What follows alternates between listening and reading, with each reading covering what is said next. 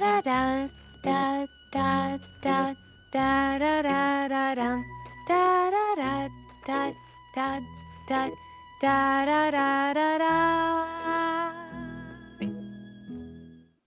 I'm Carol, I'm Kristen. I'm Jeannine. and we rewatch movies from the 80s to determine, did that age well? This week's movie is Popeye, starring Robin Williams and Shelley Duvall. Join us as we rewind, rewatch, and remember the decade that shaped us.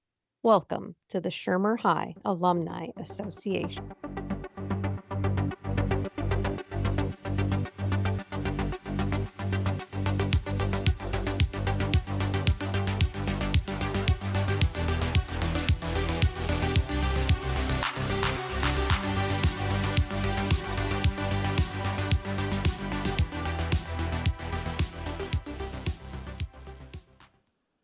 Before we get into this week's episode, we'd like to take a minute to dedicate this episode to a beloved parasocial friend, Adam the Woo.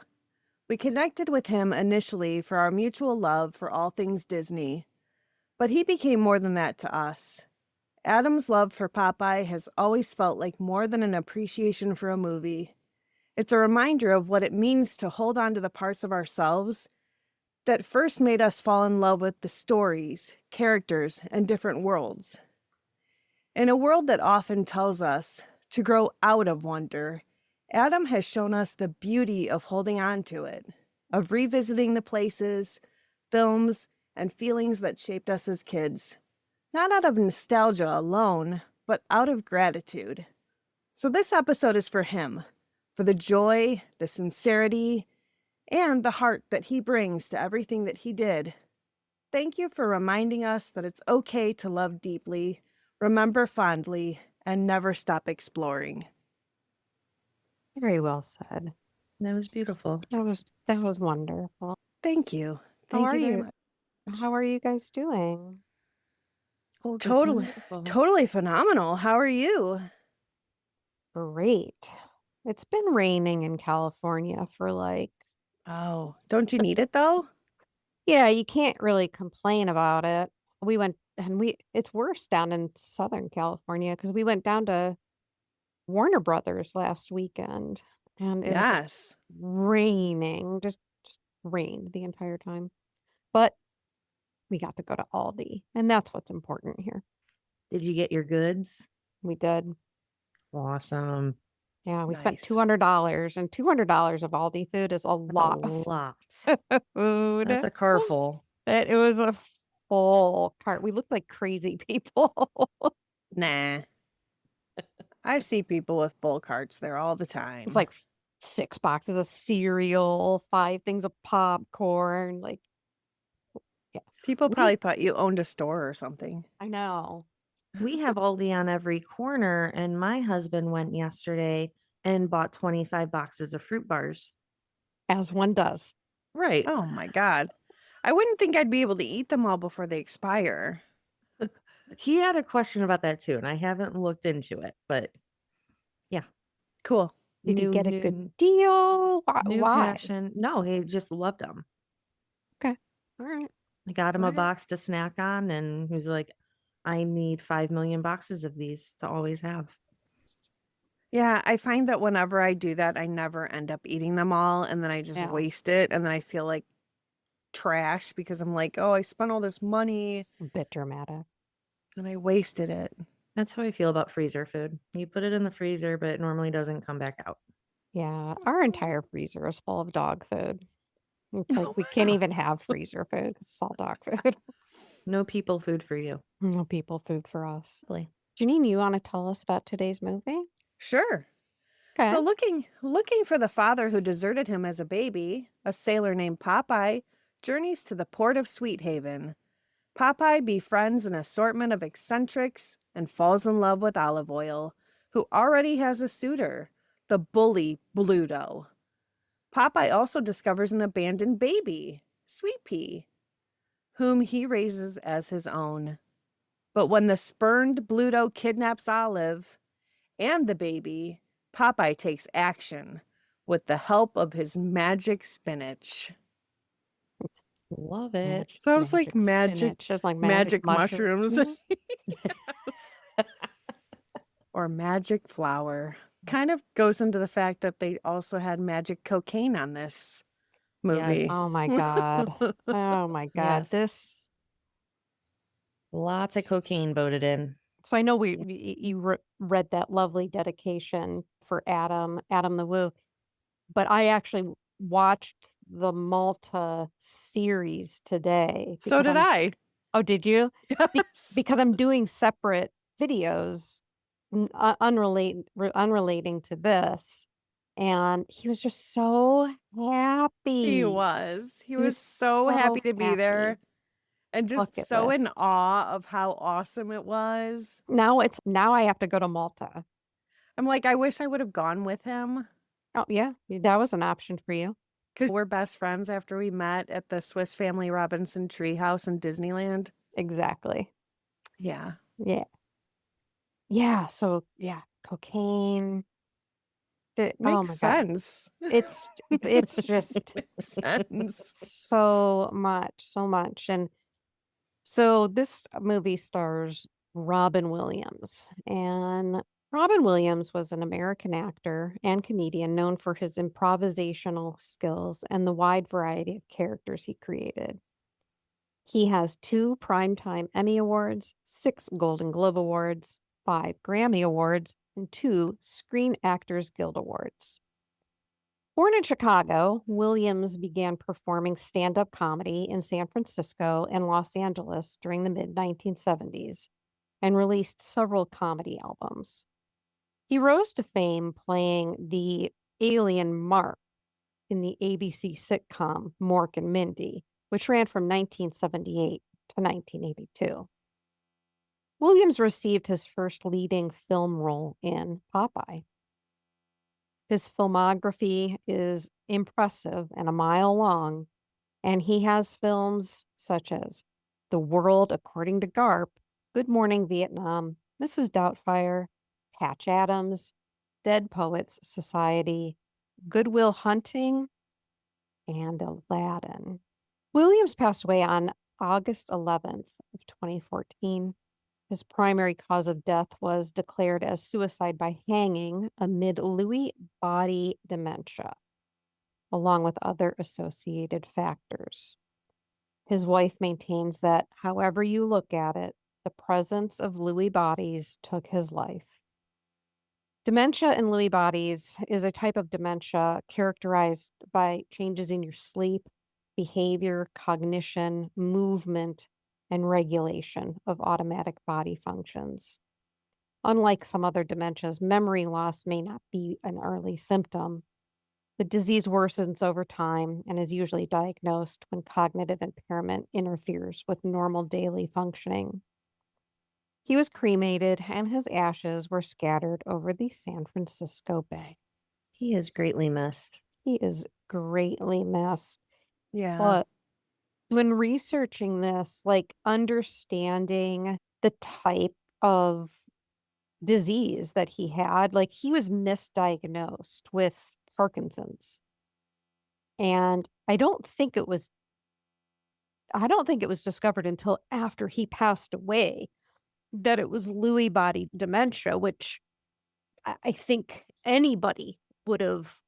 It's a very difficult type of dementia to live with because it does affect your body functions, like Parkinson's, but includes paranoia and all other things. So it's terribly sad, and he was a light in this world, that's for sure. He sure was. And Barrett met him in San Fran, correct?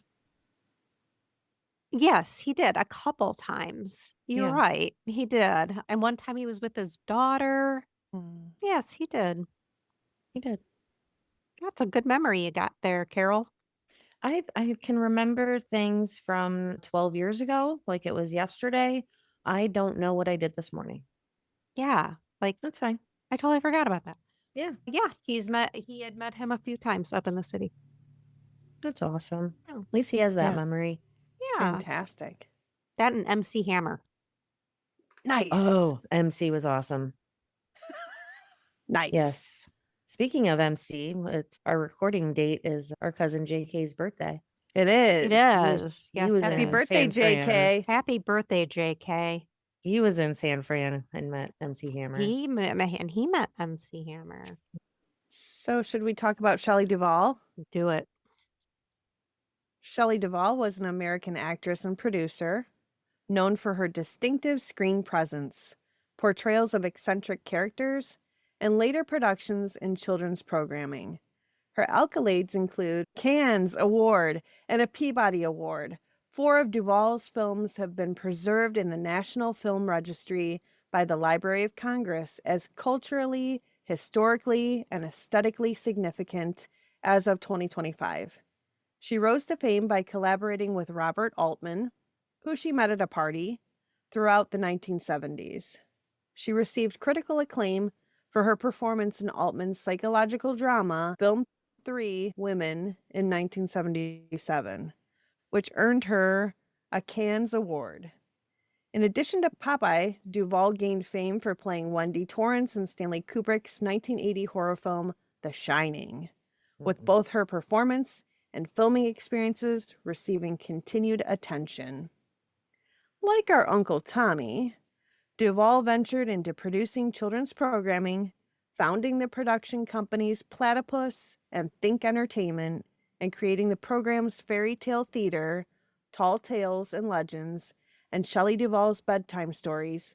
She sold these companies, and she announced an indefinite hiatus from acting. Her mental health during this period was exploited by Phil McGraw on his Dr. Phil show, briefly turning her private life public, embarrassing and traumatizing her. She returned to acting briefly in 2022, but died of diabetes complications on July 11th, 2024. I did not realize she passed away. That's unfortunate. But Yeah. do we know anything deeper about this Dr. Phil thing? Oh yeah, I remember it. I remember it too. I remember it. It How- Yeah. was What happened? horrible. He It was embarrassed the he crap out of embarrassed her. the living. Oh, it was. Why? Ratings. And it must have been right. And I think even Oprah came out and condemned him. I think it was after that. I stopped. I know I watched Dr. Phil. I stopped watching him after that. It was obvious she was struggling with something and that she was brought onto this show under some totally different pretense. And Ugh, he's a piece of shit. that's horrible. Yeah. Wow. Yeah. It made news everywhere. She was just like thrown into the spotlight. But she didn't, it wasn't like she had depression. Well, she did have depression, but her issues were fantastical. Like her fantasies were real to her. So she had some stuff going on, but he like, oh my God, he was yelling at her on the show, if I remember correctly. Yeah, it was horrible. I'm just hypothetically thinking, what was his purpose of doing that? Oh, Did you purpose for someone said down? ratings. Ratings. Well, it's a good way to take It's your the ratings shock down. factor. Like, Yeah. it's, But you he's know, always defended it because he says that they did have her psychologically evaluated prior to the show and that she had accepted help from them after the show. So he defends his position, but the world didn't. The world, you're a piece of shit. Yeah. Yeah. We also have what I love. Again, I love watching this through a different lens, being a 50-year-old. We got Paul Dooley as Wimpy, or Samantha Baker's dad yes. from 16 Candles. And then one of the bully guys is the one bully guy that kind of has lines is Dennis Franz. And I love that. Yeah. I love that Dennis Franz is one of those guys. He's so young. Yeah, Which it's guy pretty is funny. it? I'm trying to think of a scene you can go back and look at. There's one where they're in the In the restaurant? restaurant. Yeah. Yeah. And if you stop it Food? and you look at him, you're like, oh my God, that's Dennis Franz. Food. Everything is food. Everything is food. Yeah. Everything is food. So the film was shot in Malta. And there's a whole And if there isn't a documentary on this movie, there should be. But there was a big fight between the movie houses of who was going to be able to shoot Annie. Yeah, we're not going to get into it. But shooting Annie was going to be terribly expensive. I don't know if it was Paramount or when Disney became involved that they wanted something that wasn't going to be as expensive as Annie. I Mhm. just have a feeling that's like due to IP rights. And so they chose Malta for the filming site and they built the town of Sweethaven. But it was constructed way beyond what was needed.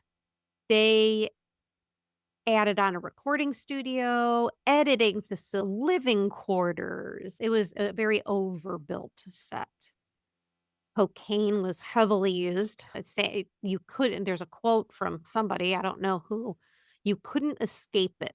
I don't know who said that. It says you couldn't escape it. He also said film cans were actually being used to ship cocaine back and forth to the set. Everyone was stoned. It was according to Barry Diller.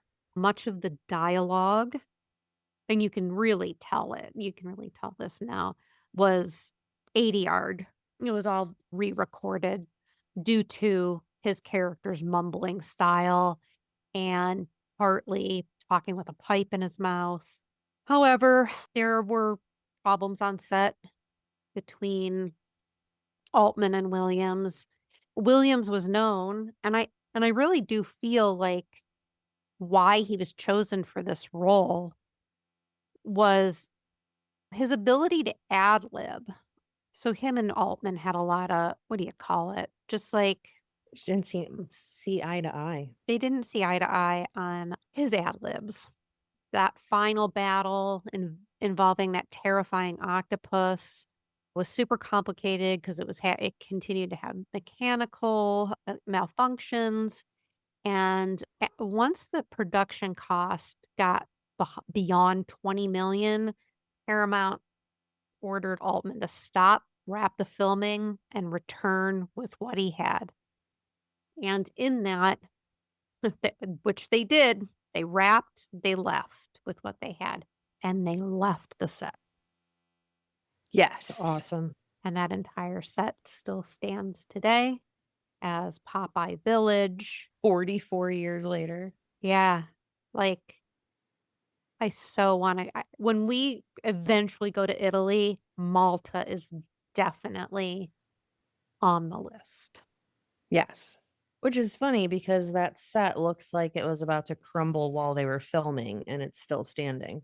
It looks like a lot of it was rebuilt, but Yes, a rebuilt lot of it was. very familiar. A fire did destroy that original. Why can't I think of the name of the roadhouse? Yeah. They rebuilt the oils house. Yeah. So, Aw. but now I think they keep it in pretty good shape. So yeah, it Do looks I like take it they do tours or something? Or do you just go there? it's Oh, like yeah. a park, and they've got we'll send you the link to Adam's video. They've got Yeah. character actors that are all through the whole thing. So you've got like a wimpy going around, like it's a whole like Yeah, they do shows like constantly. There's yeah, all kinds of stuff going yeah. on. It's Popeye Village. And you can And- do like a guided tour Yeah. and they take you through all the different buildings and Yeah, the guy was saying like how in the filming, because Adam recorded the like tour guide, and how they had to like basically like a barge right outside that like inlet of Yeah. water because they needed that water to be like still. You see Robin Williams in the ocean piece. Well, it's not really him, but the part where he's coming into that, they had to park a barge out there to prevent the waves from coming into the bay. Like they have all the like little. Didn't they sink the bar? They sunk the barge. to Yeah. keep Yeah. it from Wow. Yeah. So Popeye Village, $20 It's a- million. it's a 2-hour flight from Rome and it's a 2-hour ferry from Sicily. FYI. There you go. Okay. There you go, everyone. Well, if I ever find myself in Sicily, I know where I'm headed. So as we Absolutely. know, budget was 20 million. This is the most divided movie I think we've watched because Yeah. it had $20 million budget. Shouldn't have. Most of it was cocaine. And Oh, was that added into the budget or was somebody it actually had paying to have for it? been. Box office was 60 million. Yeah. It was like, It's awesome. that is a huge Huge. success. For Huge. 1980, that's major. But there's this hate on it, like that it was a horrible movie. But then when we'll talk about this after the rewatch, but I mean, even Siskel and Ebert rated it very highly, but then also people say it was a terrible movie. And I don't understand the division on this. It was Right. a box office smash. It was highly rated by the top people at that time. And I thought it was delightful. Maybe a little long. Yes. That's another issue with this movie is that it's a little long. It could have easily had 20 minutes taken off of it. Maybe the negative critics did not like a cartoon made into a live musical. Well, Annie, like that. So I don't know. Annie was a cartoon. Correct. I don't know. So is it being compared to Annie, which was a No, phenomenal movie I don't think so. as well? But I'm wondering if it's because they expected it because the set was really like dreary but it's supposed to look like a sea town. Yeah, because and I think they Popeye's a did a good sailor. job. And I think that people initially they didn't like the music, which I Yeah, think is there what was an makes it issue with yes, amazing. you're right. So You're it's right. like people didn't like the music. People didn't like this town, even though now it's amazing. Yeah. But I don't think at the time people appreciated it. Well, and I They think expected it to be like on a Warner Brothers like a actual studio, and it wasn't filmed that way. I just don't think they predicted how successful it was going to be with children. Correct. And that's what helped tip this movie over was kids. Yeah. Were madly in love with this movie. Oh, yes, they were. Like our sister, Carol. oh yeah. Still love it. It's amazing. Do you still dress up and dance? Did she to all dress this? up? Oh, I would- yes. I would put a dress on, yeah. She had a dress that was specifically for when she was watching the movie, and she had a lunchbox that she would hold. It was supposed to be like the luggage. The basket? Yeah, it was supposed to be Mhm. like the luggage that the little luggage but she would carry. Was it a Popeye lunchbox, Carol? I don't think so. It was a I think lunchbox. she had a though. Smurfs one or something. Yeah, it was something like that. Maybe. But she would carry the lunchbox like it was the suitcase. She had a whole outfit that was for this. And she Yeah, only wore it for that. I think it was a pink dress. Okay, that's ringing a bell. Yeah. Yes. Fantastic. I wonder if that's in mom and dad's basement. You ready to get into it? Let's do this. All right, let's do it.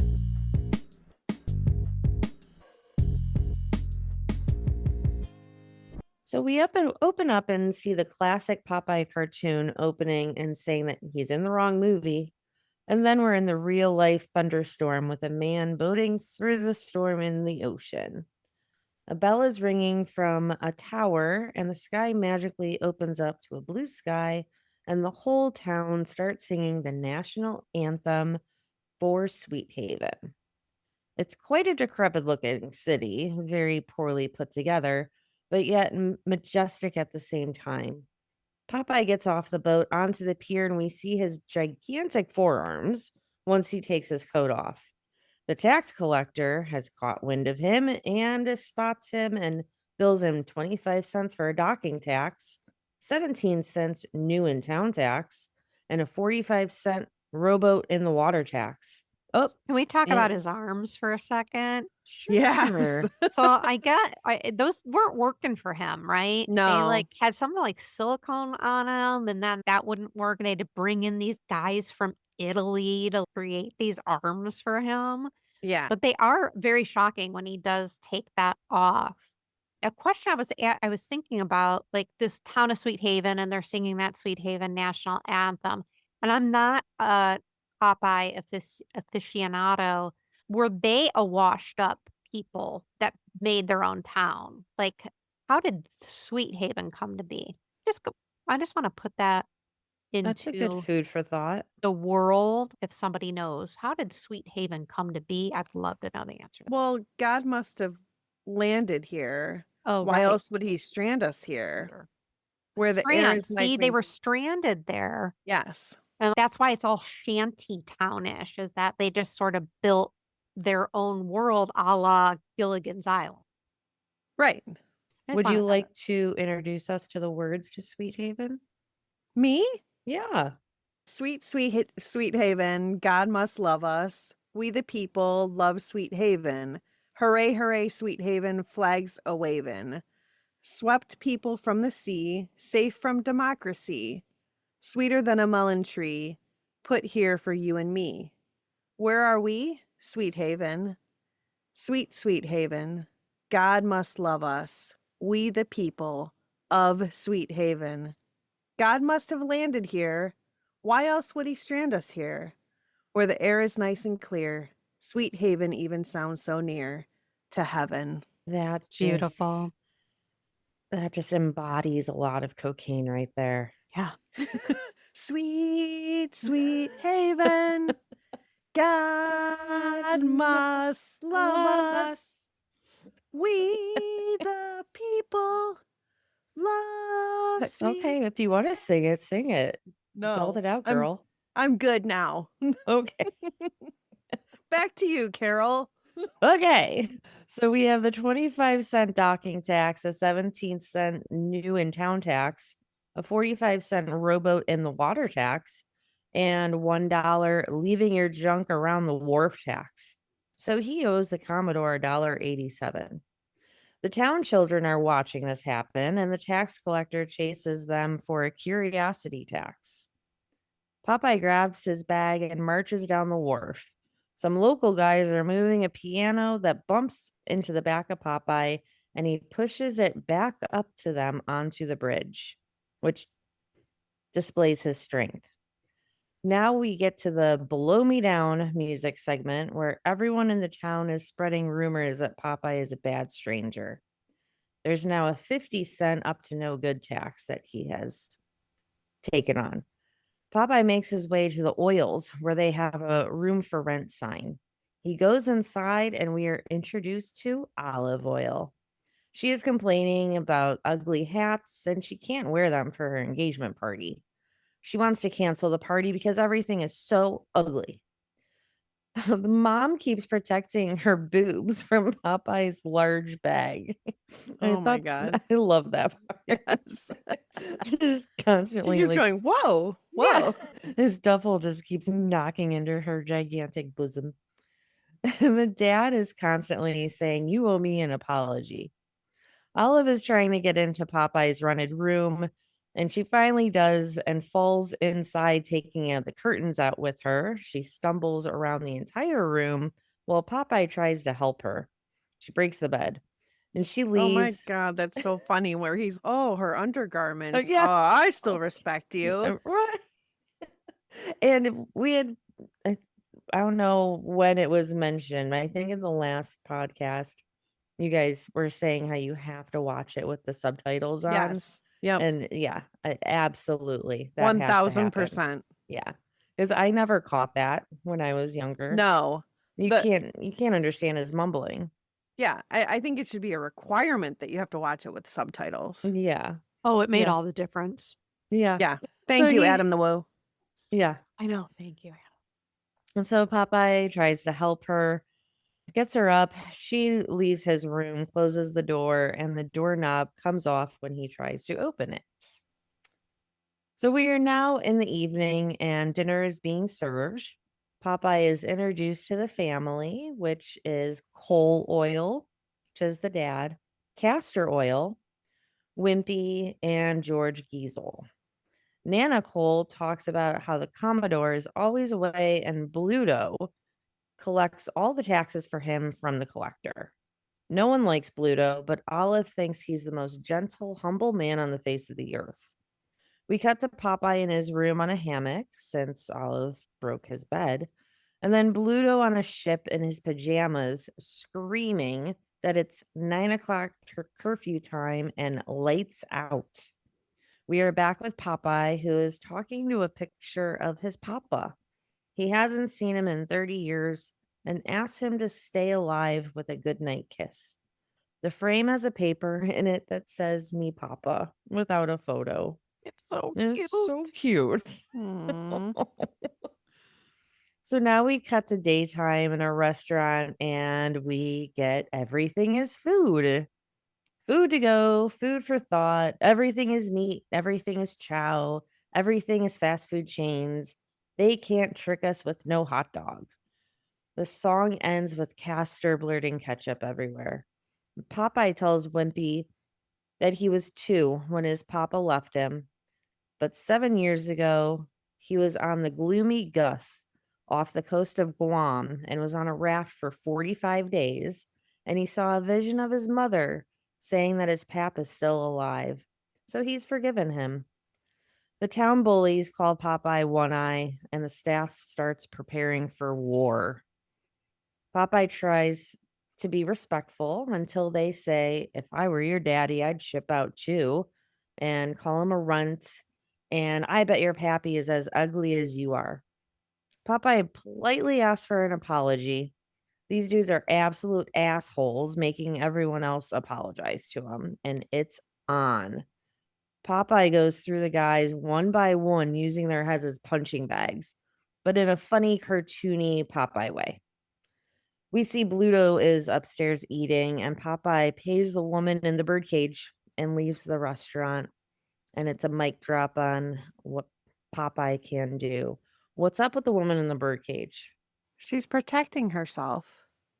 But is she always in a birdcage? Right. No, Like she it- lowers it over her head once they start fighting. Oh, like she when the puts townies herself- start. Okay. She puts it over herself to protect herself. but she has a cash register there. Yeah, she's protecting herself. Wonder how often these guys get into fights, because that's Yeah, I would cool. assume it's quite often because Yeah, she needs had a cage. she had to build a bird cage. So it's now evening. The bird is shitting, and we hear someone say, "This is the saddest day of my life." Who says that? It's somebody in the background because I tried to repeat it and it's just you can just hear it in the background. Yeah, it's just a random voice. So yeah, we have this bird shitting and someone saying, "This is the saddest day of my life." This was hilarious. Bluto is approaching the engagement party, and Popeye says that he's happy to attend Miss Oil's party. Everyone goes radio silent, staring at him, and Popeye says, "I don't know when I've had this much fun and still been conscious." Thought that was pretty funny, but he leaves. Olive is upstairs with her friends, and they are making fun of Bluto, and Olive begins her rendition of "He's Large" song while getting dressed for the party. But she is also packing a suitcase behind her friend's back, which is under her bed. We cut downstairs to Bluto plucking petals, saying, "She loves me. She doesn't love me. She wants to marry me. She won't marry me. She will." Olive moves her suitcases out of her room, closes the door, and sneaks away down the fire escape. But she bumps into Popeye.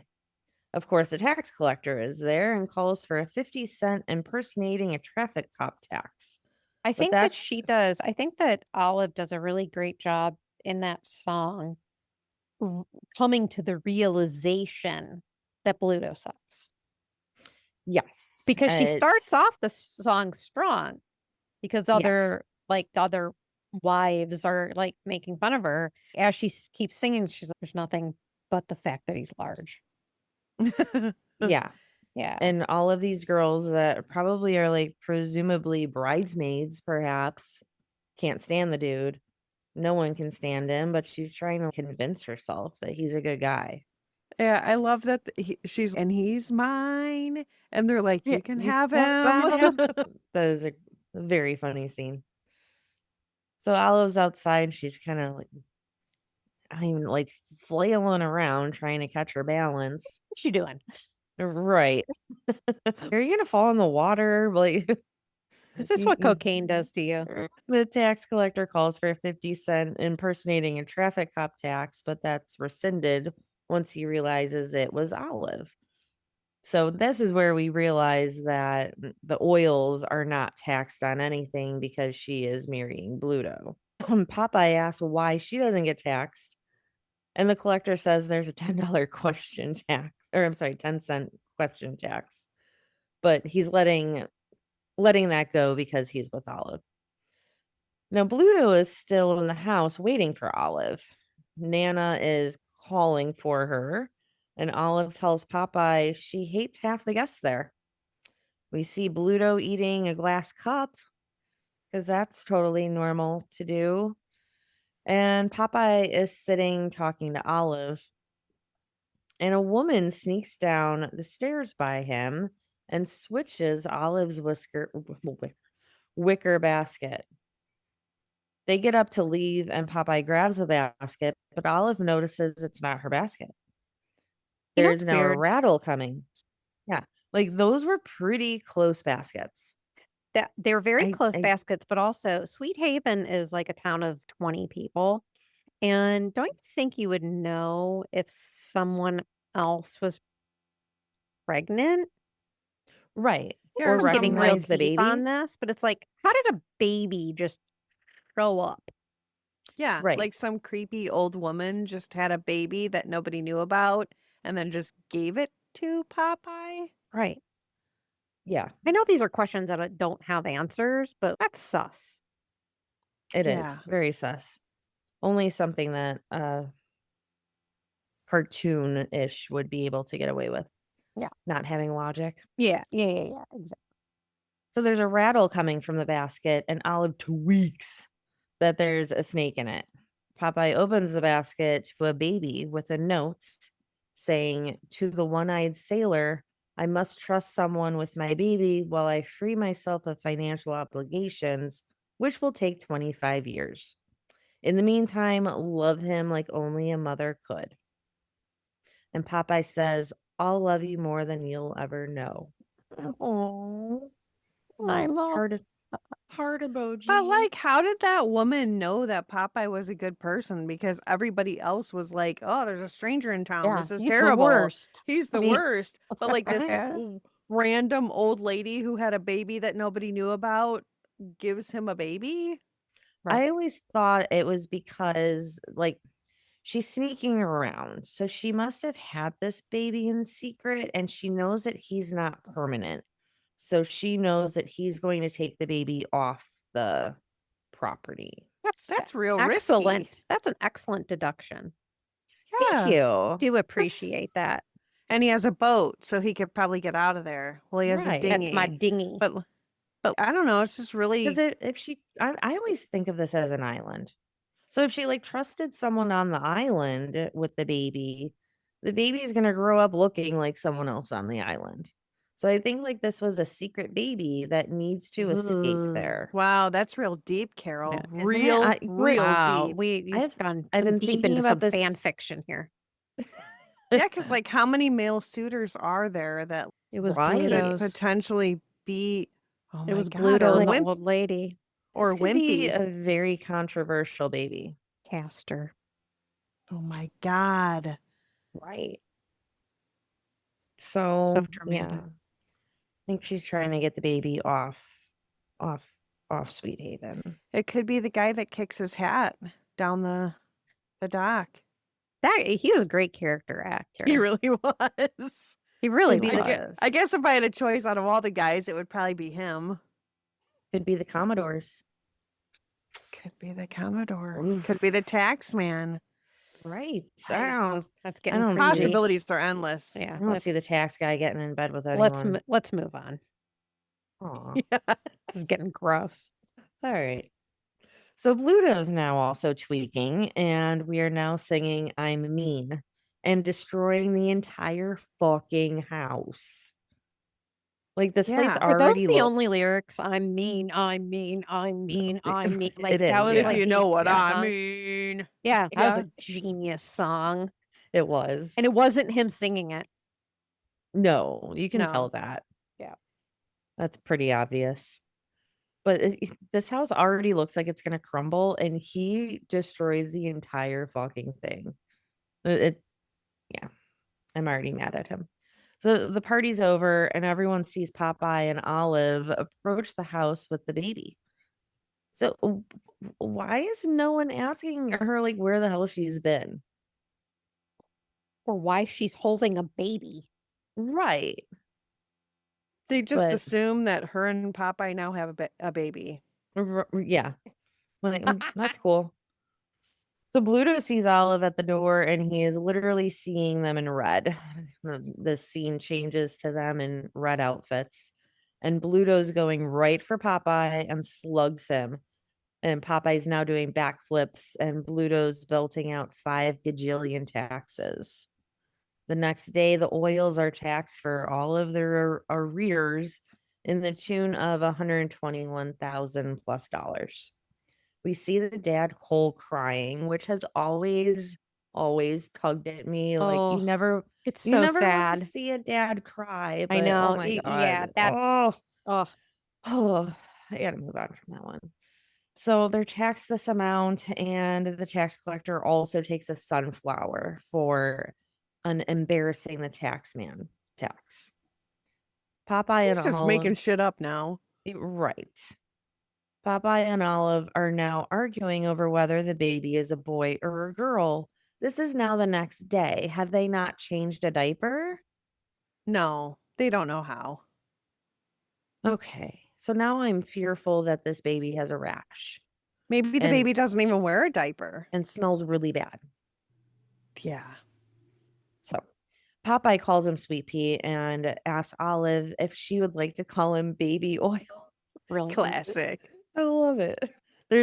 We now see a flyer for Oxblood coming for a boxing match, and then a gigantic ship comes rolling in with a horrifically gigantic statue of this extremely not appealing dude on the front of it. So we are now at the boxing fight, and Castor runs into the ring to fight this gigantic dude. Nana Oil is now tweaking out, and they say this is a fight to the finish. Castor can barely budge the guy and is eliminated by being kicked to no man's land. He's gone. Popeye jumps in the rink like fucking Superman. He's in one outfit on the stands and jumps in with a boxing outfit on. Yeah, It's that pretty was awesome. stellar, right? And tells Oxblood that he'll be kissing canvas soon. Olive is yelling that their baby will be fatherless and he'll be murdered. But Popeye wins the fight after knocking out Oxblood's mom, and with some fancy footwork and twisting of his wrist to slug him out for a knockout. So this is now the second. Popeye's now 2 for 2. So go Popeye. So it's now bedtime, and Olive is feeding Sweet Pea. Popeye says he's got my eye. That's Oh my funny. God. Yeah, nerd humor. Find that hilarious. They share some dreams of the future and start singing Salem. It's a very touching song where they sing Stay with me, sail with me. And it's now a new morning, and Olive says it's good that Popeye is all right after the fight. They're talking to Sweet Pea, and he's said to be a regular forecaster and psychic with his whistling. Wimpy is watching, and he wants to take Sweet Pea on a walk, which turns out to be to the horse races. The Oils and Popeye find the horse race brochure on the ground and know exactly that that's where they went. They're at the races, and Bluto is watching and sees Sweet Pea with Bluto predicting race winners. Then we see these prostitutes as you walk in to the races. They're ladies of the night. Oh, well, it's not even nighttime. They're ladies of the afternoon.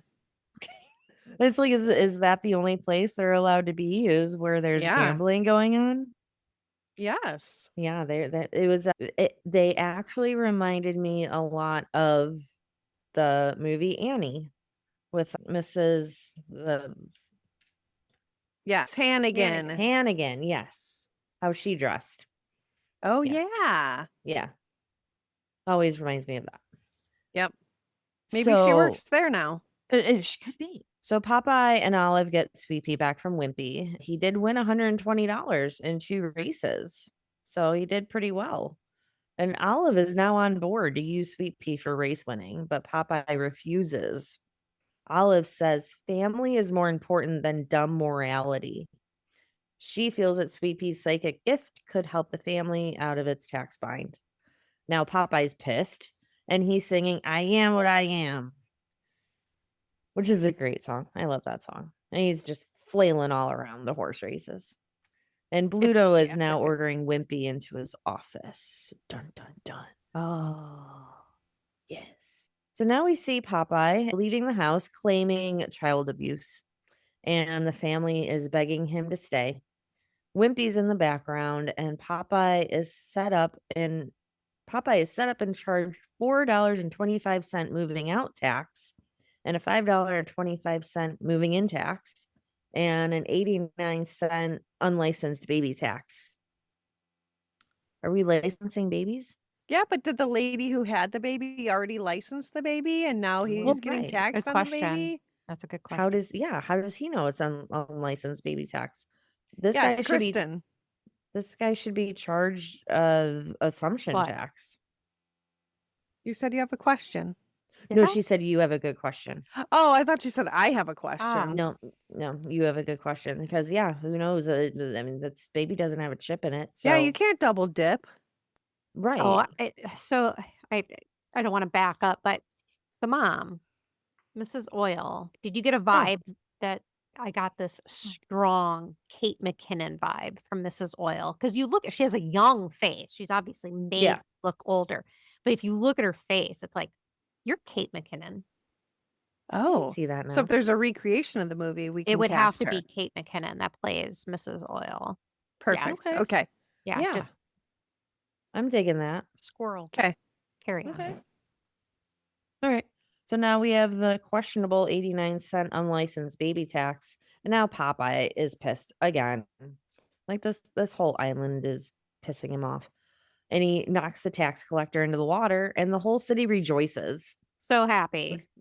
They're ecstatic and they carry Popeye around on their shoulders and Sweet Pea is being carried around, but Popeye loses sight of him. Wimpy takes Sweet Pea to Bluto. That's not good. And Popeye's yelling for him. This is so heartbreaking. I can't. So sad. I didn't So like. sad. I don't like this scene because they get separated. And now it's nighttime, and Popeye is Sweet Pea's rattle, and Olive is creeping on where Popeye's staying at. And she now sings He Needs Me, which is the greatest song ever. Yes, it is. Yes. Would And you do like to remember give us a few bars? No, I'm not in a singing mood. But do you remember that one time that I got married and this song was No. put into my wedding video montage? Yes. That was good.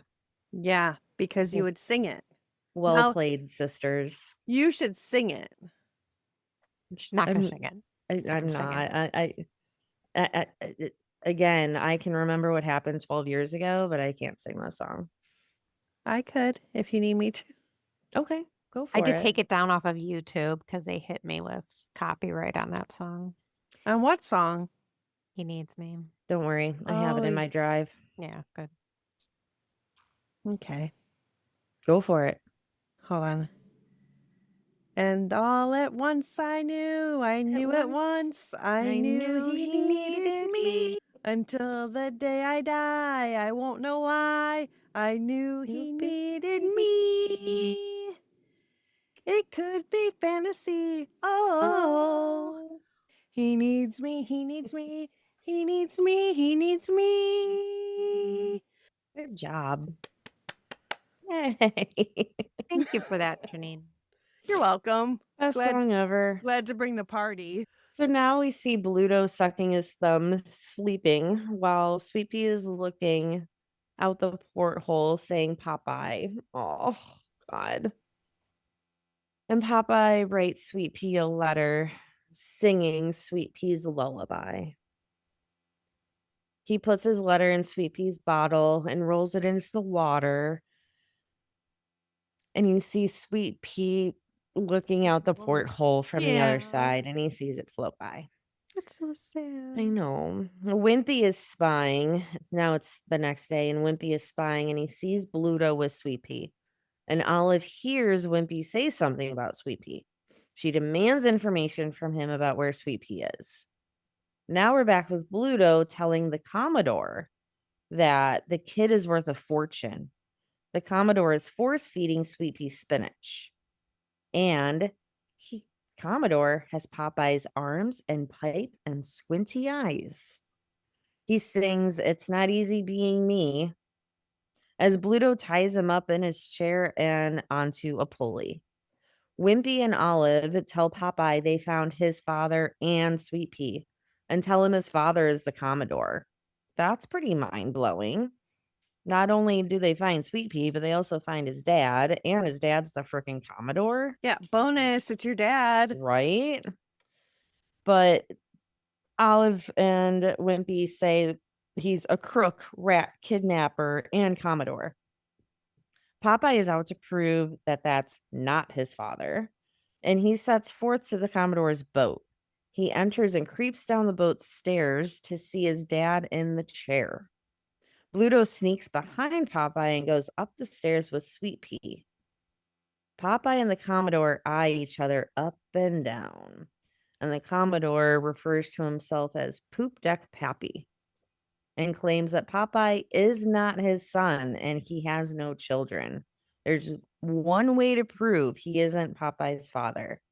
He makes Popeye eat the can of spinach raw. This is where the Commodore admits Popeye is his kid and says, "You were disobedient when you were 2 and you're disobedient now." Popeye cuts him down from the pulley. So now we see that Bluto has Olive. The family tells Popeye of this, and Bluto is setting sail with Olive and Sweet Pea. Popeye sets sail with the Commodore and the Oil family in the houseboat. They're fearful of going to Scab Island. Popeye's stance on the Commodore turned, and he is saying he isn't Popeye's father, and the Commodore is pointing out the resemblances and goes on his kids' tirade. They shoot a cannon at Bluto's boat and ram his boat, and Bluto, Olive, and Sweet Pea are in dinghies. All of the boats are now capsizing, and Bluto wants Sweet Pea to tell him if the Commodore's treasure is underwater. Bluto dives in and encounters the treasure box and an octopus. Popeye's now a submarine, swimming through the water with his pipe, and he sees Bluto with the treasure and pops in and out of the water. Popeye, he's now stuck in a life ring, and he accidentally gets trapped in that Wimpy throws out. Sweet Pea is still in a dinghy by himself. Just scary as shit. This kid could just No big flop. deal. Right. He can just flop over into the water, and there's this octopus. And yeah. The octopus is eyeing up Sweet Pea, and Olive sees what's going on. The Commodore is determined to save the baby. He hooks the pulley to Sweet Pea and lifts him up, and just then the octopus takes the boat down and that Sweet Pea was in. But now the octopus is after Olive. The Commodore opens the treasure box with Popeye's shoes and cans of spinach and a frame with a paper in it saying, "Me son." Aww. I know. Olive is now underwater under the octopus's reign. No one seems to hear her cries for help. And Bluto is now underwater, now forces spinach into Popeye. Olive is fighting for her life. No one is still coming to help her. Popeye's arms shoot out of the water 100,000 times bigger than what they were, since he has now had the magic spinach. He beats the absolute shit out of the octopus and sends him flying in the air. Bluto's clothes turn yellow, admitting defeat. Popeye is the hero, and we conclude singing Popeye the Sailor Man, and everyone is one big happy family. That's Popeye in a nutshell. Yay. That was great.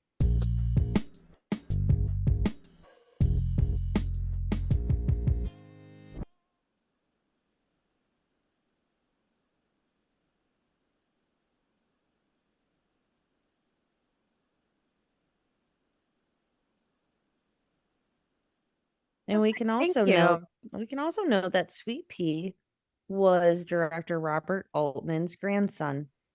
Yes, I saw that. He's a cute freaking kid. He is like the Really? best baby actor I have ever. Yes. I mean, like very good baby actor. the whole movie, I'm like, how did they get him to do all this stuff? There were no Yeah. there were no stunt doubles. They weren't swapping it No. out with a different baby. And then I was No. thinking, whose baby was on this set for 6 months? Yeah. They had to have was- shot all the baby scenes right at the beginning. They had to have. There's no way. I don't know. Mom was there. Well, there with wasn't a baby them. that was 6 months different in age. You would notice that in a True. baby. Yeah, for sure. Was Um, production that long? It was 6 months. yeah. Yeah, that- until they were and- told to come the fuck home. In And it took them- Babyland, that's a lot. Yeah. Didn't it take them 20 months to build that set? I Jeez. thought I thought it took them 6 months to build the set. And then No, I they- thought it was 20 months. oh god. Wow. I hope not. That's not a 20-month set. I'm surprised it was even a 6 months. Feel like I could do it in a week. I know. Huh. I swear I saw that somewhere. Wait. Hold on. Oh, it says it took about 7 months to build. Yeah. Okay. Eh, longer than From Ju- production. Jeez. June of 79 until early 1980. And it took 165 5 workers. workers. Wow. Working 4 months was needed to build the village, which consisted of 19 wooden buildings. So crazy. Jeez. Yeah, that's excessive. And they imported logs from the Netherlands and shingles from Canada, plus tons of nails and paint. No shit this cost as much as it did, man. Yeah. God. What, Europe didn't have that stuff? Jeez. No, they did not. I don't know. Huh. That's crazy. There's okay, so they have different shows at Popeye Village. I'm sure Yes. Jen has read this, but there's a Jerry Springer show. Yes. The performance investigates an old secret that has been lurking in Sweethaven. 2 bodyguards are chosen, and the audience has chance to ask questions to discover the story's conclusion. Oh my God, we have to go here. There's a show of the wedding of Popeye and Olive Oil. Oh my God. Oh my Lord in heaven. Well, what a way to meet your future spouse. You just inherit a baby and fall in love. I mean, how easy was that? Right. Yeah. But, the mom is going to come back when the kid is 25. So. Right. What, screw you. You don't get your kid back. It's not even The a kid's kid a at that grown ass point. adult at 25. Exactly. I think that's part of the joke, right? Yeah. So it got Are we all able to just give up our kids for financial hardships? Yeah. I mean, Sure. had I known that, I think it's I used to get so mad at Lily. I would say I would put you up for adoption if it wasn't so expensive. Oh my God. so again, the critical review of this movie is divided because it gets a 60% on the tomato meter. So that's good, right, Carol? Like it has a tomato. Decent, yeah. But on 39% on the popcorn meter. That's dumb.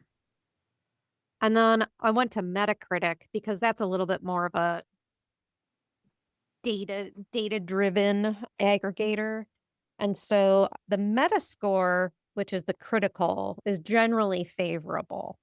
Based on 14 critic reviews, it got a 64 on the Metascore. So we've seen a lot worse, but the users are mixed. They're mixed. It's like it gets like a 5.9, but 44% of people reported it positively. So what gets me is that for all intents and purposes, it's reviewed well, but there's a negative connotation to it. Wonder why. I just don't understand it.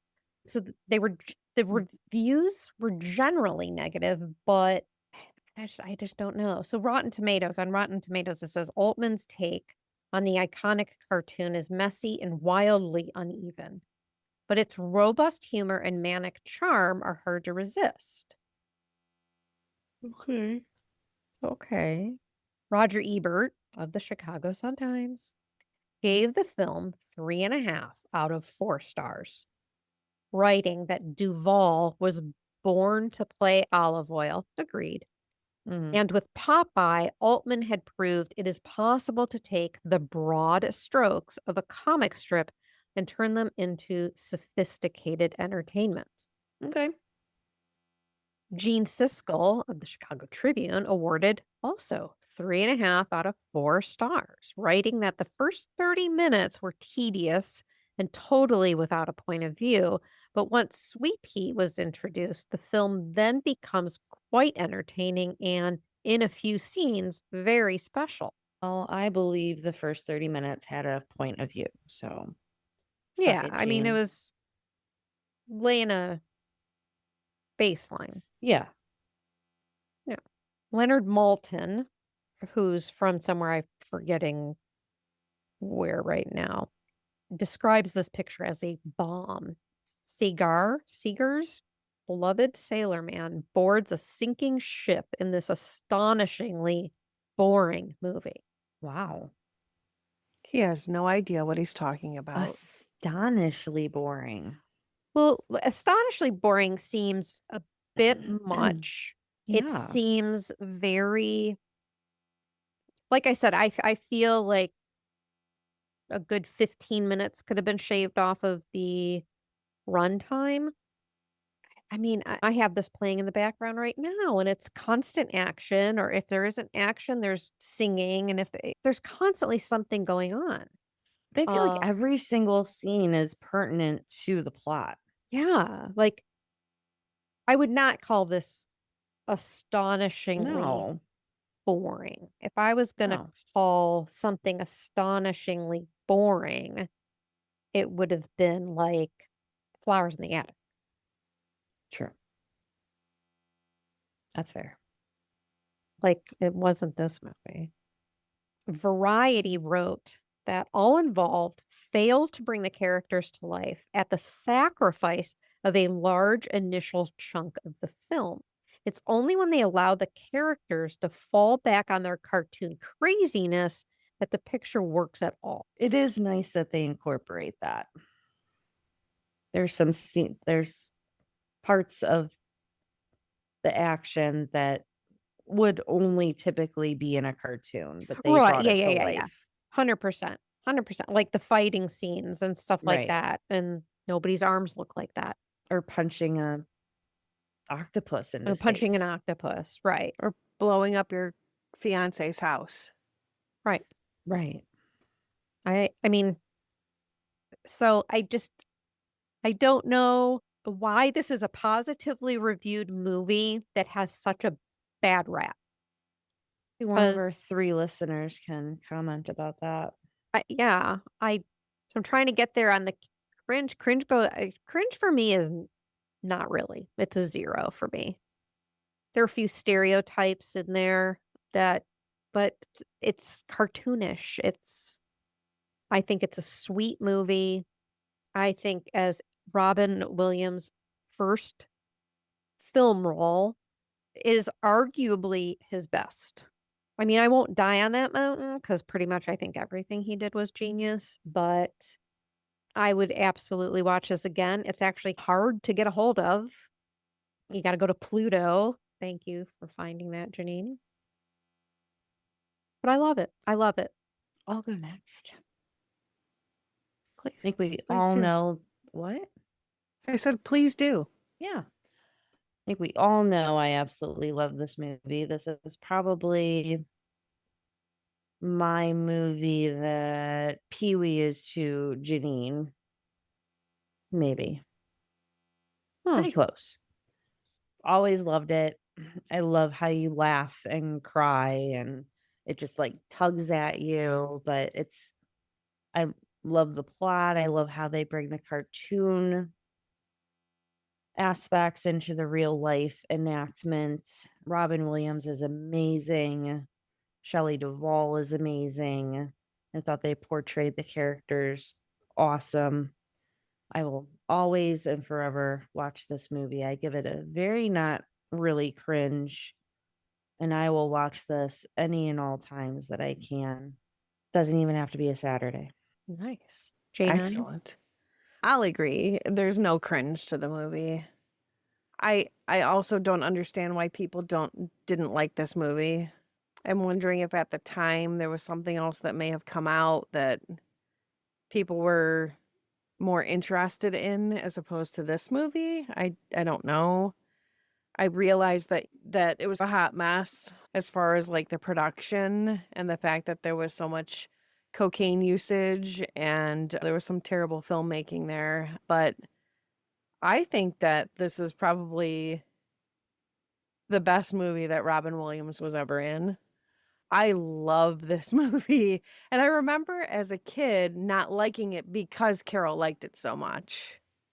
Well, it Sure. was overplayed in our Oh, house. yes. I mean, I would say Carol probably watched this movie like I think Eh. every day after school.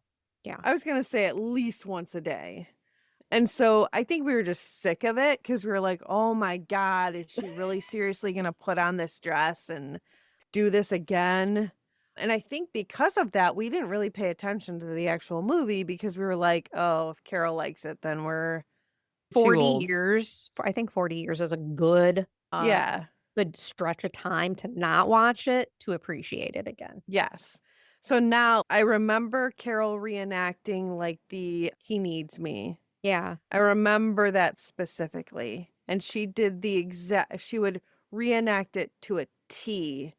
She knew all the moves to it. And I remember being annoyed about that as a kid. But now that So impressed. I know, it was really fantastic. It really And so now as an adult, like I have not seen this movie in probably since I was a kid. Yeah. But to rewatch it now, I'm seeing it sort of through Carol's eyes that I'm like, this is a fantastic movie. And now all week, the song He Loves or He Needs Me has been going through my brain over and over and over and over and over again. And so now I understand and I actually appreciate how much she loved it. Yay. And so now I agree with Carol. It's a fantastic movie. I appreciate it.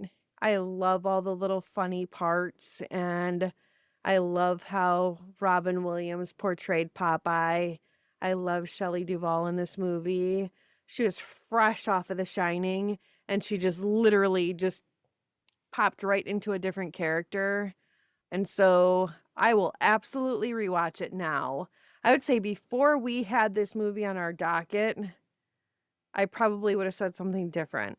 But Yeah. now that I've rewatched it, I'm like, oh, I really appreciate it. And now like I want to rewatch certain scenes again.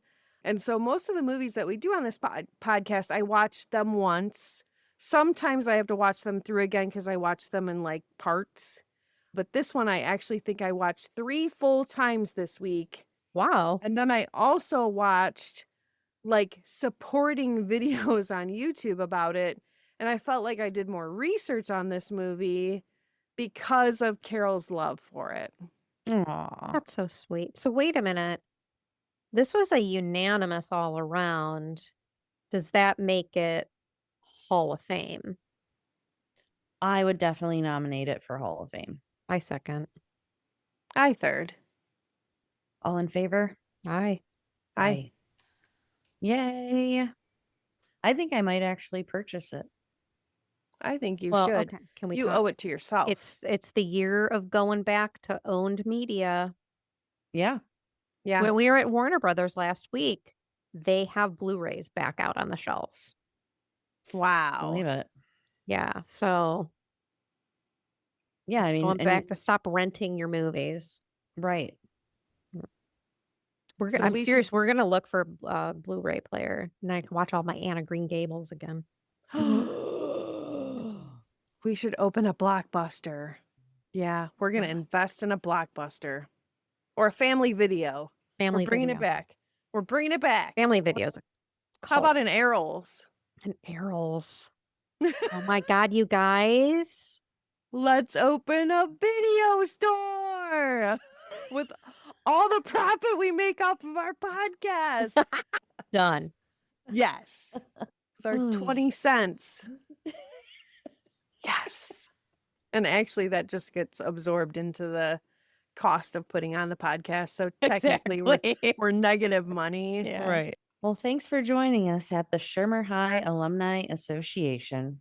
If you had as much fun as we did, hit follow, leave a review, and share this episode with your fellow 80s movies lovers. Until next time, be kind and don't forget to rewind. Bye. Bye. Bye.